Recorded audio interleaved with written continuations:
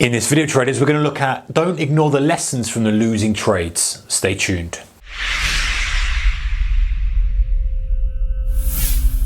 Hey guys, warm welcome to you. Alright, so I stand here very often, talk about mistakes and how we can potentially recover from them and how we can stop them happening, and emotions and mindset and things like this. And I'm sharing them with you guys from my perspective, the way that I have kind of dealt with them, the way that I deal with them, and the continued journey that we all go on as traders. And I chat to some of you, and I've met some of you guys, and some of the comments and the great comments you've got and feedback and all that kind of stuff. And so it's a collective effort, if you like, here. So comments in the comment section below to help me out on this one as well. But what I want to say for you is this: how many times have you been in a trade and you've made a mistake? I'm not talking about a loser where you've just been stopped out and it's just been a kind of standardized loser, but you've looked at the trade and you've gone, I've missed that. I didn't see that this indicator was doing this, or I didn't see that the volume was doing this, or I didn't see that the time of day was this. Something that you didn't see or you didn't take into account. And you know that if you had have seen it and you had taken it into account, you probably wouldn't have taken the trade. So maybe the volume was too low on the pullback or too high on the pullback, for example, if you take a momentum trade. Maybe the time of day was in lunchtime, you were trying to force a breakout.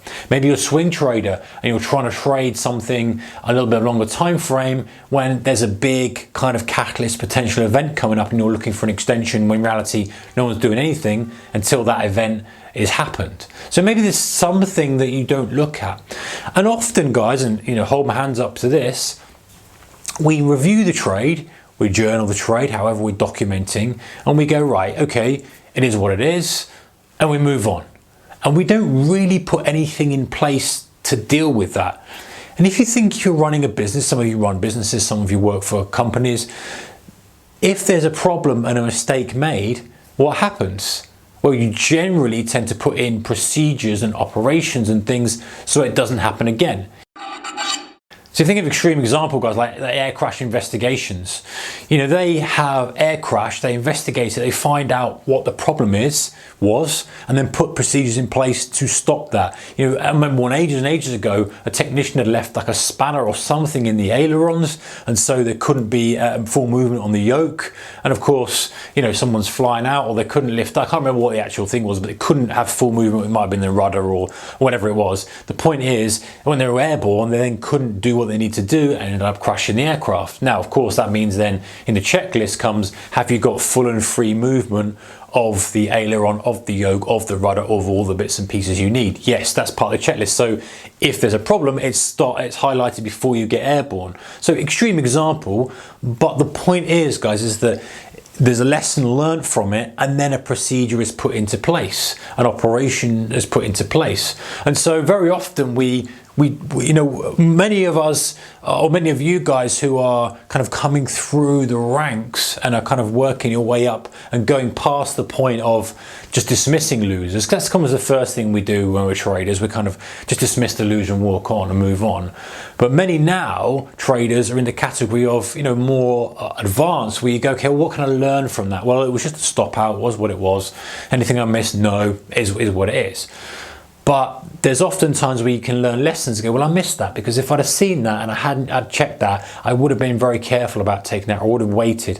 And yes, you've got to be careful you don't have hindsight bias to it, but at the same time, you want to learn from it. So if you can learn from it, then you can put it into procedure. So the idea of this is, guys, is that you do your review, however you do your review of your trade, your journal, you write it down, then you implement what you've learned.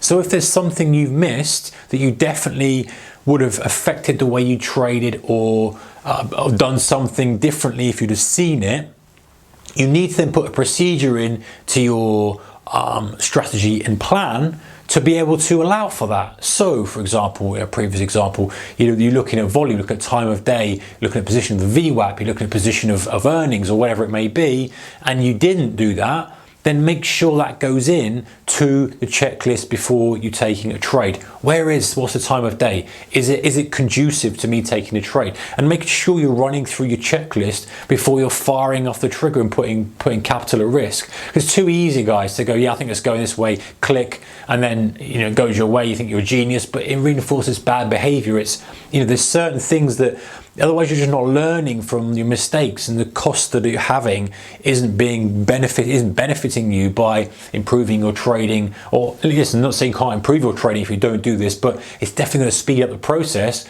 because you're going to say, well, okay, yeah, fine, this is fine. Okay, now that's not going to happen again to me because I'm going to make sure that that's in there. And all of a sudden you've got a big checklist. And then you get to a point where you might want to prune it down because you're like, okay, well, now it's too much. Now I'm doing too much.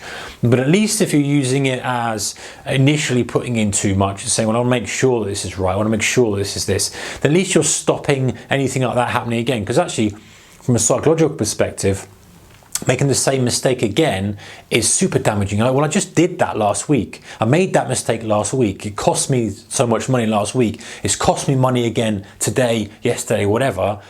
This shouldn't be happening. And so at least it stops you from doing that. If you find that you don't need it 90 days along in the future, 60 days on the future, then by all means pull it out. But at least if you're learning from the mistake and you're taking some sort of proactive action, you've got a method for learning, you've got a structure. Learn, make the mistake, anything I can learn from that, yes. Anything I can implement into my next strategy, yes. Now, don't get me wrong, I'm not saying make massive tweaks and adjustments to strategy.